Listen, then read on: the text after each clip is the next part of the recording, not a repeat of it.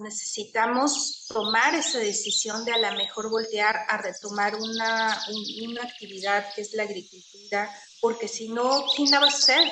Claro. Si el campo se está quedando sin gente, tenemos que empezar por las bases, que es hacer del medio rural una opción de vida.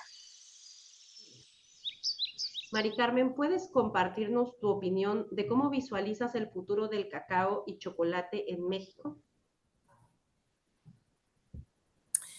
Lo visualizo, digamos, con un rumbo bueno. Yo creo que de todos los cultivos que hay en el sur-sureste, el sistema agroforestal de cacao es uno de los más generosos y de los que más valor tiene en cuanto a los servicios ambientales y es una base de cultura productiva muy importante. Pero también, y bueno, tiene un mercado, todavía un mercado que nos queda grande para lo que tenemos de producción, y entonces eso significa oportunidades, pero también hay muchos desafíos. Creo que todavía no hemos logrado aterrizar acciones como que bien concretas y acciones que además, como te diré, que se incluya la opinión de todos acerca de qué vamos a hacer como sector. Ya no basta con tener a lo mejor ideas bien intencionadas desde el gobierno, pero en las que no opinaron los productores. O sea, por más buenas que sean, no pueden estar en el camino correcto si no son tomadas en cuenta las opiniones de todos, ¿no?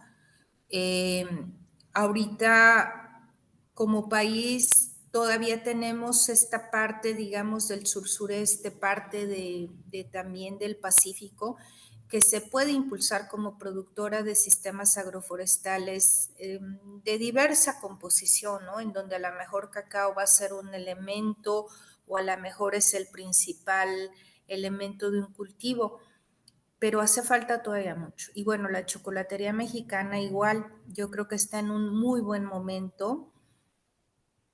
Creo que todavía no se ha hecho una acción concreta por sacarlo al mundo para ver qué está pasando con la chocolatería mexicana. Y pues ustedes saben la historia que hemos tenido de los intentos de articulación del sector, y ahí pues hay mucho que hacer. Sin embargo, creo que la profesionalización de los chocolateros mexicanos está en un muy buen nivel. Yo apostaría a que cualquiera de los chocolateros de hoy pueda ponerse al tú por tú con otros, y no es en este sentido de vamos a ser mejores que otros, pero es que sí se reconozca el papel que tiene México, y la ¿no? calidad Tanto en también. tanto como zona de origen de cacao, como también esta parte de cultura del chocolate y las bebidas. Entonces creo que se viene un futuro bueno, con muchos desafíos, sí, y tenemos que ser también muy realistas. La agenda de cacao no se ha terminado, la agenda de cacao y del sector año con año se le vienen nuevas exigencias. Ahorita llevamos, Marta, tú lo sabes, más de 4 años con una cosecha. O sea, de 2 cosechas del año, si bien nos ha ido con una. O media, ¿Sí? o nada. Otra, ya sea que nos queda la mitad, nos queda una cuarta parte, pero una de las 2 cosechas ha sido dañada por diversas razones, básicamente por cuestiones climáticas. Y eso sale fuera de nuestras manos, ¿no? De los esfuerzos que podemos hacer como sector, porque rebasa pues las acciones que podamos hacer como iniciativas y como zonas productoras, lo rebasa por mucho. Sí, fíjate que aquí tocaste muchos puntos que nos llevarían horas de charla, en los que no me voy a meter mucho, y porque sí es un podcast completo solo para ellos, pero considero que muchas de las políticas que hay en México por el cacao y por el chocolate son políticas de escritorio. Es mi opinión. Yo sé que tú estás en un lugar donde, pues bueno, tú eres un servidor público en este momento en la Secretaría de Economía. Yo, bueno, vamos, trabajas en la Secretaría de Agricultura, de Agricultura, perdón. Pero, pero mi opinión como Marta Elena Contreras es que tenemos todavía en México muchas políticas solo de escritorio, muchas políticas en las que no ha sido tomado en cuenta el verdadero productor. Y a ti te ha tocado escuchar todas las veces que yo te he llamado y te he dicho, Mari Carmen, ¿qué está pasando? ¿Qué está pasando? Porque a los que realmente estamos trabajando cacao y chocolate no nos tienen en los programas, o nos han sacado de los programas por decisión de las personas los servidores de la nación. Yo sé que es un tema que muchos de mis compañeros productores tienen.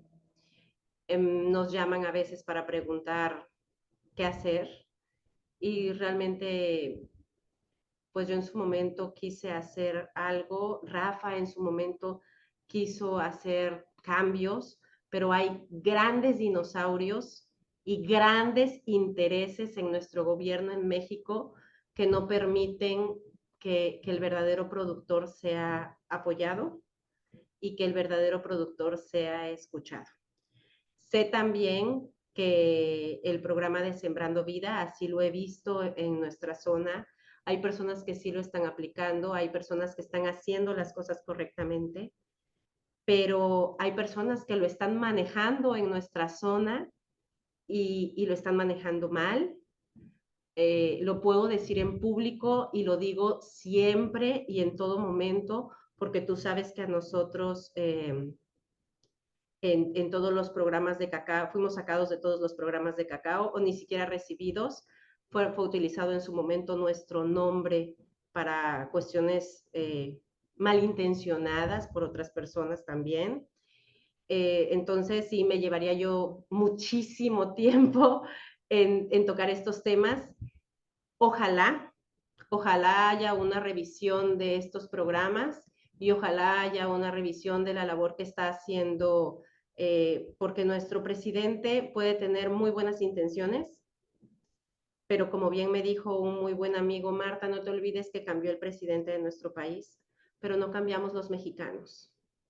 Entonces, hay mucho por revisar, hay muchas políticas por rehacer, hay muchas cosas que cambiar, y ojalá este año próximo sea de acercamiento a los productores reales, a los que estamos ahí trabajando, luchando, perdiendo esa cosecha, de esas dos cosechas que hablabas.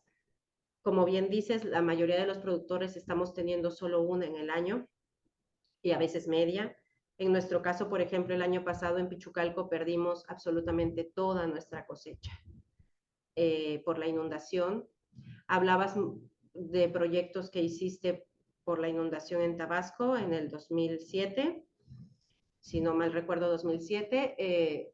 Para nosotros no hubo un solo proyecto en Chiapas para el cacao por la inundación, por ejemplo.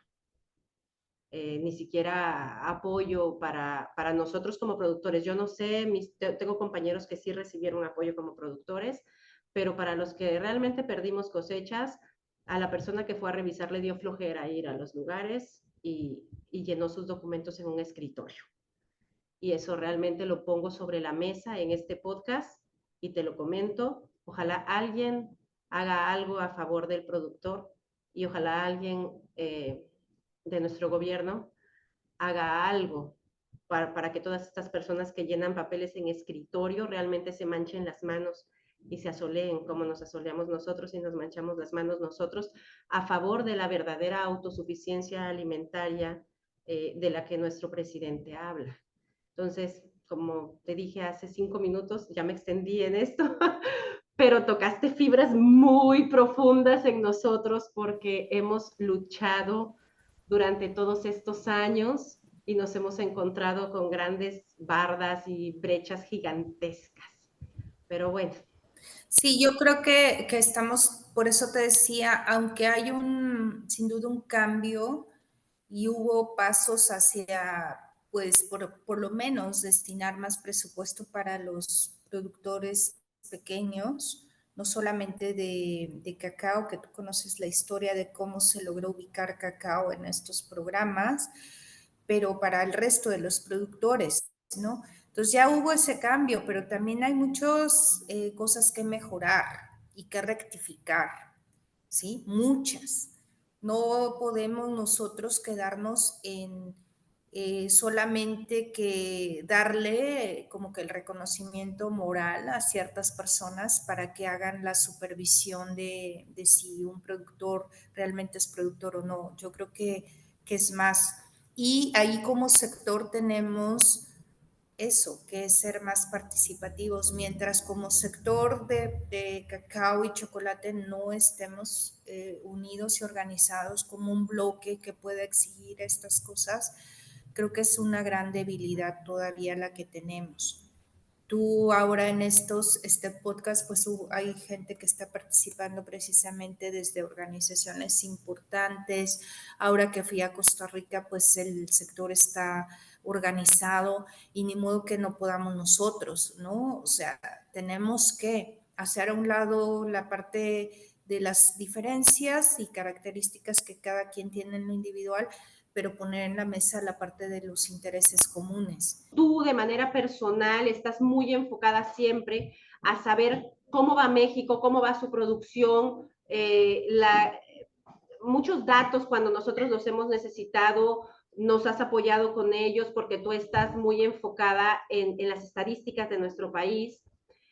Yo sé que no es por cuestiones de tu trabajo muchas veces, nos puedes apoyar con ellos. Es para nosotros muy importante ver y dar a conocer cómo ha cambiado la producción del cacao en México, si hay más, si hay menos, la edad del productor. Es importante para nosotros esto y es importante que se conozca. ¿Nos puedes apoyar con ello? Fíjate que cuando estábamos comentando ahorita de los desafíos que tiene México en un futuro, tanto para la producción de cacao y por ende el futuro del chocolate, porque pues sin cacao no hay sector chocolatero.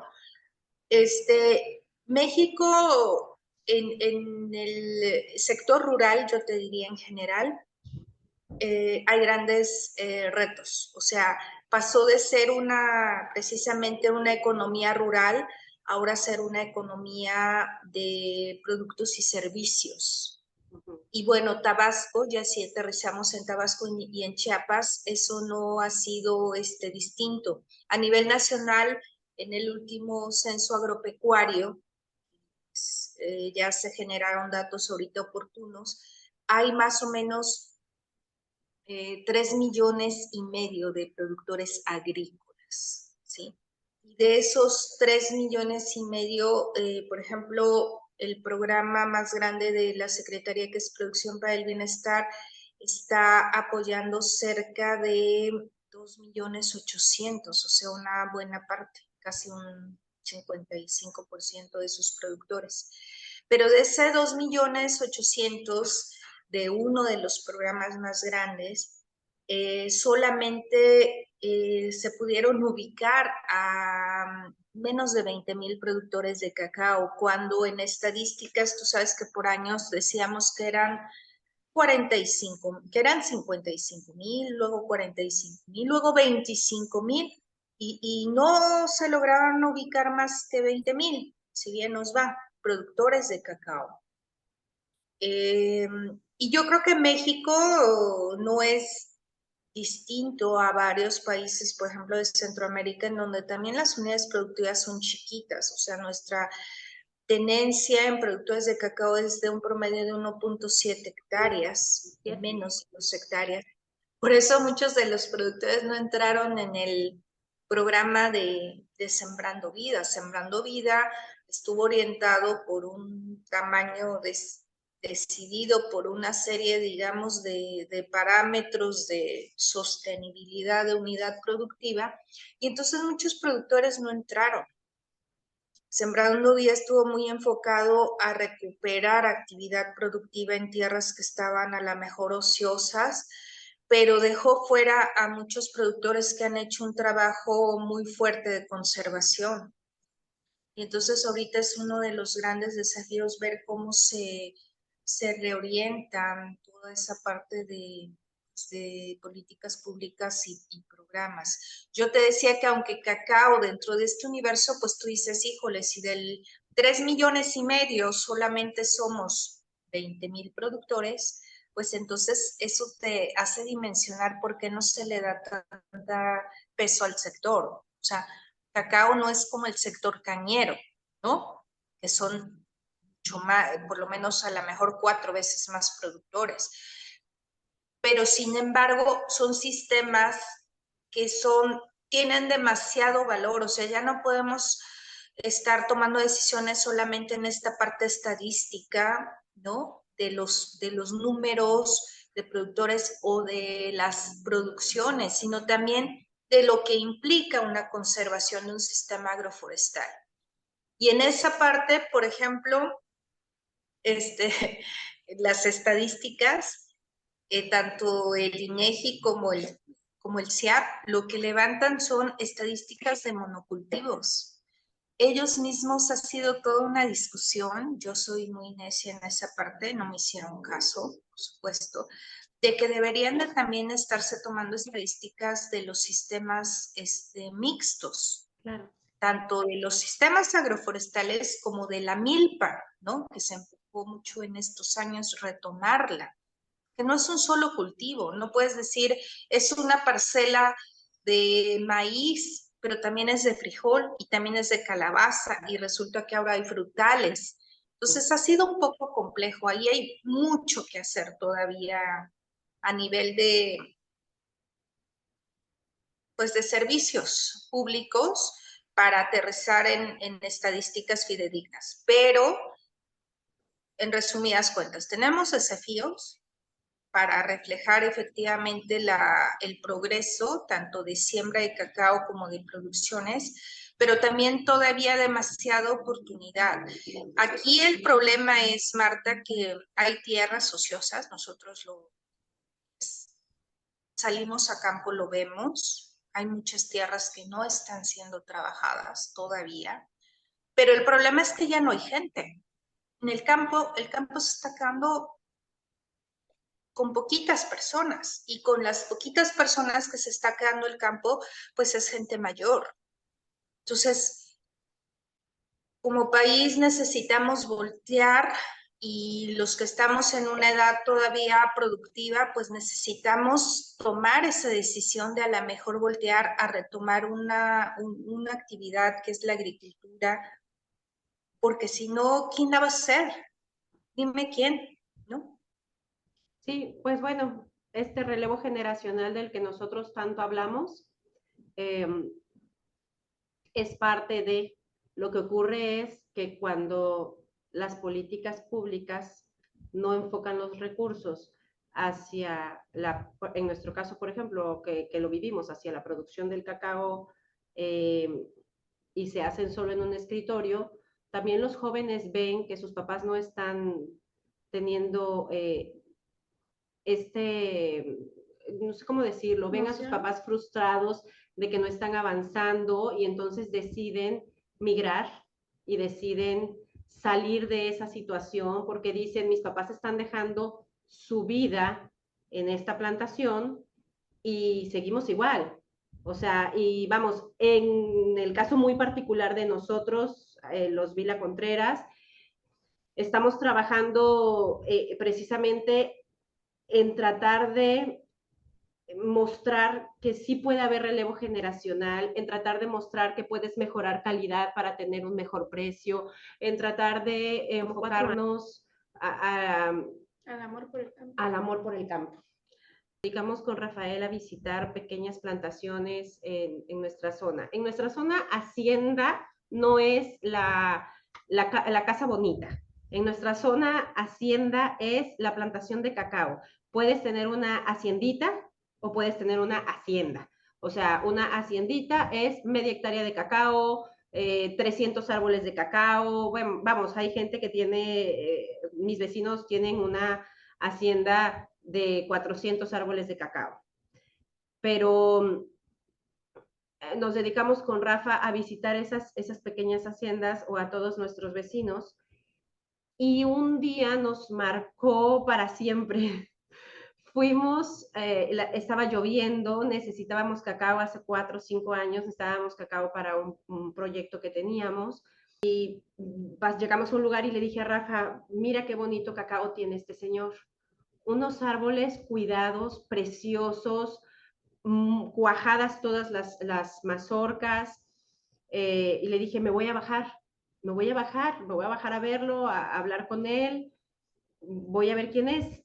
Ya conocíamos la ranchería, pero no sabíamos porque no hay ni alambrados que dividen las haciendas, todos como que eran las mismas familias antes y se fueron dividiendo entre los hijos y los nietos, ¿no? Entonces me bajo, llego a la casa bajo los chorros de agua y había un chico de unos 16, 17 años, acostado en una hamaca, viendo la televisión, y le digo, hola, mira, estoy buscando al dueño del cacao.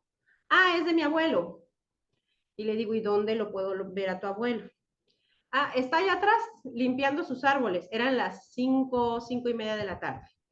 Le digo, ah, gracias. O sea, me llamó la atención porque dije, a ver, la casa seguro es del abuelo, el muchacho come porque su abuelo está limpiando el cacao y él está aquí tirado en una hamaca viendo la televisión. ¿Qué está pasando con esta generación?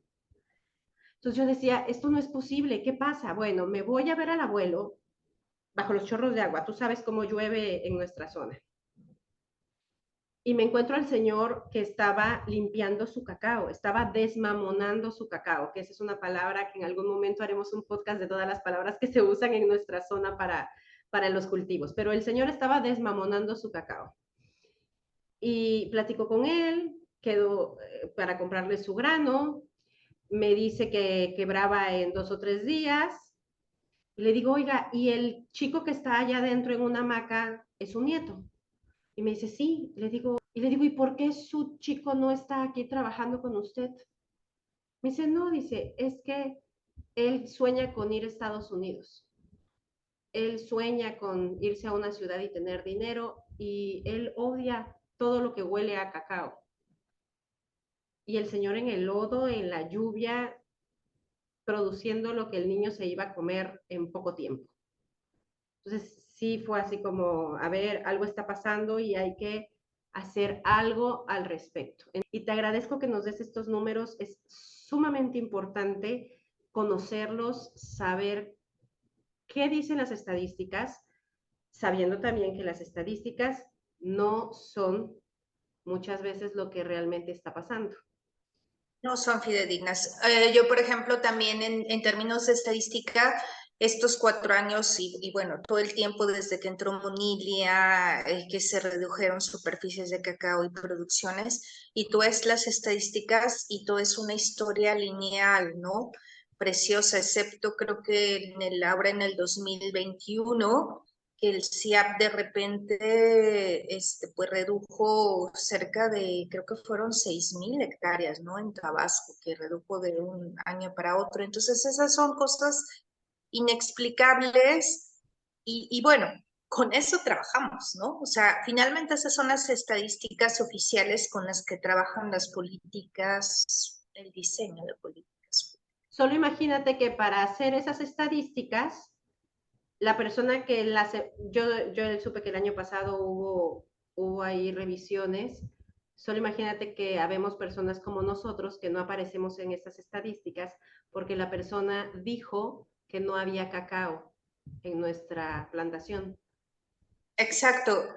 Por una parte están estas estadísticas que muchas son bajo estimaciones y otra que es la parte de la construcción de padrones en donde aunque este periodo se supone que íbamos a hacer un esfuerzo por integrar padrones de ahora de 2 secretarías que atienden el campo, Reales. pues no se ha logrado, ¿no? Tener ese cruce, tú lo sabes, los casos que hemos de alguna manera visto, y todavía, o sea, todavía este fin de semana con Isaí, me dice, pues hay productores que solicitaron, no salieron, no sabemos por qué, y ese no, ¿por qué? ¿Por qué? Porque pues ya los encargados a nivel nacional ven los grandes números y dicen, pues vamos muy bien con los grandes números, pero insisto, el sector es tan pequeñito que pues quedamos ahí entre, ¿no? Entre los pies de mucha gente, entonces sí los desafíos son muchos. Ahora, la parte de producción, pues todavía nos queda una brecha larga que transitar y esa poca producción y mucho mercado, pues nos da condiciones inigualables de mercado, que es el mercado mexicano para el cacao. Y por la parte de lo que representa ya, llamémosle, la industria del chocolate, pues la industria del chocolate genera una economía importante, ¿no? Claro, no se hace con cacao mexicano, sin embargo, tiene un peso económico que no se puede desconocer y es una actividad productiva que finalmente por aquí, por México, están pasando muchos cacaos, muchos cacaos. Y entonces esos se están transformando, se están elaborando en chocolate y se están exportando. México este año logró prácticamente ser el principal fabricante de chocolate en América. Entonces, imagínate, ¿no? Con cacao, con chocolates que dicen con cacao mexicano y en realidad solo el 20% es cacao mexicano y el 80% es de Sudamérica. Ajá, y yo creo que esa parte, te digo, tiene su importancia económica, pero justo lo que hay que hacer es transparentar, pues, el origen. Y no está peleado que una persona, pues, le guste ese chocolate, lo compre, lo adquiera, lo consuma, pero saber de dónde viene. Sí, es lo que hay que hacer. Etiquetas reales, etiquetas que digan, trabajamos con cacao de Colombia y de México. Vamos, pueden haber fusiones muy buenas. Ajá, también la doctora hace poquito me mandó un enlace, me dice, a ver, Carmelita, esta empresa la conoce y tú entras al enlace de la empresa y wow, ¿no? Trazabilidad, procesos maravillosos, ofrecen cacao rosado, que es, y dices, y está en parrilla, ¿no? Entonces dices, ay, caray, pues en este mundo todos nos conocemos, ¿no? Es un mundo tan pequeñito que todos nos conocemos, si alguien queda bien, queda mal, luego se sabe y por eso pues uno tiene que trabajar mucho sobre, pues sobre tu imagen, ¿no? Porque si quedas mal, pronto se va a saber que quedas mal. Y esas empresas están surgiendo y pues no te las explicas, ¿no? Y dices, ay, che, tú aguas, pues cacao rosado, ¿de dónde? ¿No? ¿De dónde? Entonces, pues el mercado de México es un mercado con muchas oportunidades, es un mercado atractivo, hay que cuidarlo. Es un mercado que los expertos en cacao cuando vienen se quedan un poco sorprendidos por los precios que se manejan, pero pues también yo creo que ese es un mercado que lo ha trabajado las iniciativas de producción, ¿no, Marta? Y lo tenemos que cuidar. Ahorita que hablabas de esto del pequeño productor que trabaja solo, que, o sea, no está trabajando por un ingreso suficiente o justo. Muchas veces el productor sigue trabajando porque es su sistema de vida, porque fuera del cacao se siente mal y se siente triste, pero todavía no se ha reconocido el gran subsidio que está dando el productor de cacao al sector, ¿sí? Aún y cuando se le pague bien el que está dando el productor al productor. Aclarar esto, no el que está recibiendo el verdadero productor. No, o sea, si ahorita un productor que solamente está en un programa y le dan 6,000 pesos al año, pero si valoramos lo que el productor da al sector, a la industria, o sea, a lo mejor son más de 20,000 pesos, ¿no? Por decir un número. ¿Sí me explico? O sea, él da su trabajo familiar, personal, de un sistema que tiene 20, 40 años y por eso de alguna manera tiene permanencia de la producción. Sí, o sea, nada de eso está valorado. Entonces, sí, toda la razón. Yo cuando nos preguntan, oye, ¿y por qué vale eso tu grano? Porque pasamos mañana, tarde y noche ahí en plantación, y cuando no estamos en plantación, estamos en taller limpiando a mano cada grano que llega al chocolatero. Entonces, sí es algo que no se sabe, que no se ha dado a conocer, que no se está valorando y que por parte del gobierno no se está reconociendo. O sea, no se le está dando, vamos, la importancia que tiene. Mari Carmen, una pregunta. ¿Cuánto cacao se requiere producir en México para cumplir con lo que se consume? bueno, actualmente se están consumiendo yo creo que unas 150,000 toneladas por parte de la industria del chocolate, que es la que da un poquito más de números. Igual la chocolatería artesanal, pues hay números, pero tampoco certeros. Sí. Entonces, de esas 150,000 toneladas que hay de consumo de la industria, si bien nos va y por la condición de las cosechas que tenemos en los últimos años, tendremos 25,000 toneladas, 28,000 al año. Pues todo lo demás, corazón, o sea, 120,000 toneladas, 130,000 toneladas, te quedan de brecha de una oferta que no se ha podido cumplir con producción nacional, ¿no? Sí, no, viene de Y yo digo, yo tampoco voy a satanizar el que llegue cacao de otros sitios. Yo creo que Centroamérica, el cacao sí es un sistema que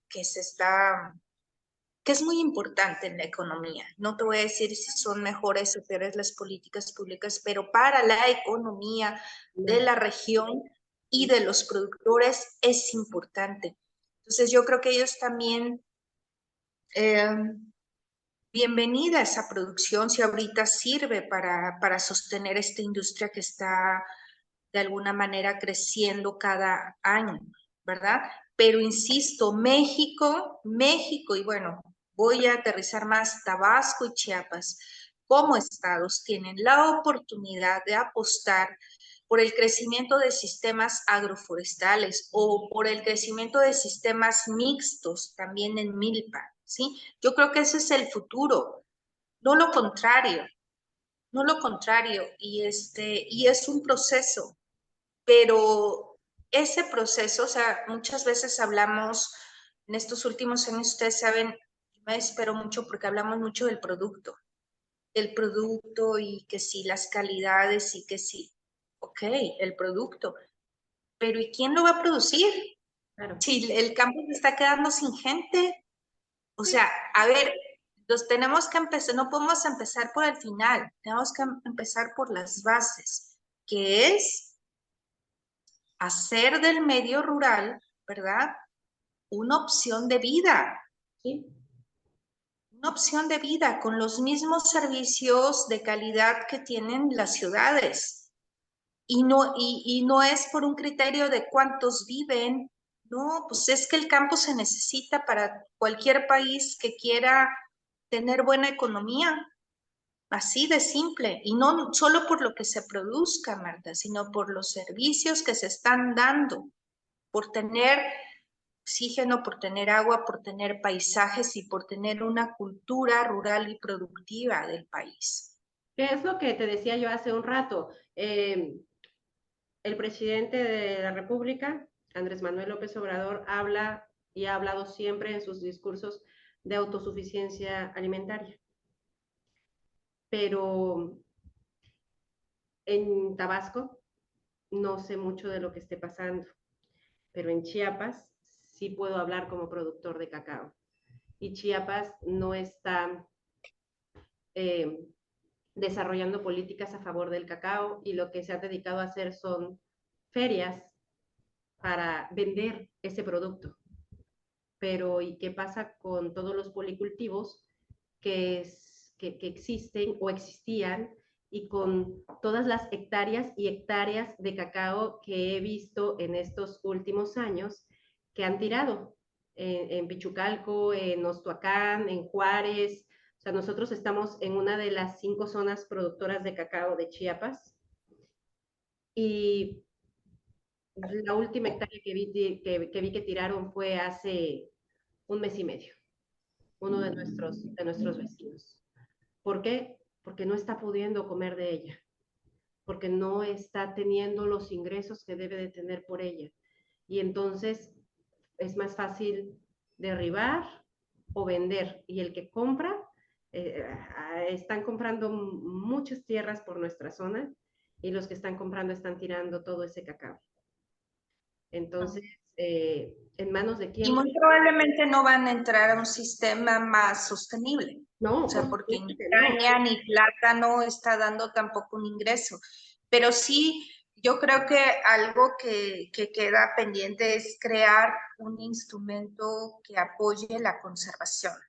O sea, independientemente de la producción, que debe de haber programas orientados a eso, a apoyar a quien sí esté produciendo, pero también a quien esté conservando. Yo creo que ahí todavía hay una brecha de falta de justicia, porque tú lo sabes, un cacaotal es el trabajo de por lo menos 3, 4 generaciones. Sí, está invertido. Sí, que si lo sabemos. Por lo menos.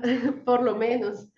Pero eso que cuesta no está nada más disfrutado la familia productora, está disfrutado por las comunidades, por el país, ¿no? Entonces, esa parte todavía nos falta. Mari Carmen. Y hay que ver el cómo se transita hacia allá, mientras pues cuidar a la gente que está en el campo y por lo menos respetar ese trabajo, ese subsidio que nos están dando a la industria del chocolate, los productores. Eso hay que reconocerlo. Por supuesto, sí. ¿Y algún consejo para los nuevos productores y chocolateros que están como yo iniciándose en este camino? Pues yo creo que el consejo sería cuidar tus sueños, y tener la seguridad de que si estás haciendo lo que te gusta va a estar bien. A lo mejor no vas a estar con el nivel de lo que se pueda disfrutar de cosas materiales con otras personas, pero muchas de esas grandes carreras de personas terminan volviendo a tratar de que con ese dinero que trabajaron toda su vida se construyan o se compren un paraíso que tú vas a estar construyendo durante tu vida y va a ser tuyo desde el principio. Entonces, eso es, digamos, a nivel de los futuros productores o de los actuales productores jóvenes de cacao. Y los chocolateros, pues que sus proyectos no tengan prisa en realizarlos. Es buena la competitividad entre iniciativas y con otros países y todo, y los concursos, pero yo creo que, te digo, hay que tratar de construir un camino que lo disfrutes, ¿no? No solamente el final y las metas, sino el camino. Para la gente que no está en las iniciativas de chocolate, pues invitar a la gente que no, hay muchas mujeres que andan buscando una actividad productiva que hacer, o gente que se va a quedar sin empleo, que está sin empleo y busca una actividad productiva, y el chocolate es un gran oficio para ejercer, ¿no?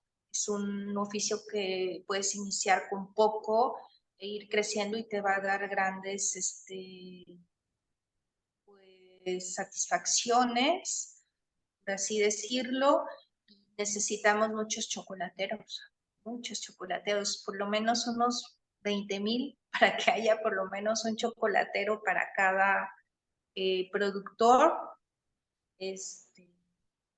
Y también es importante, los proyectos siempre van a ser mejores cuando salen de la dimensión individual y aprender a hacer organización. Yo también quisiera dejar ese mensaje porque por muchos años se ha tomado las organizaciones como algo malo o como algo riesgoso o como algo que te va a dejar más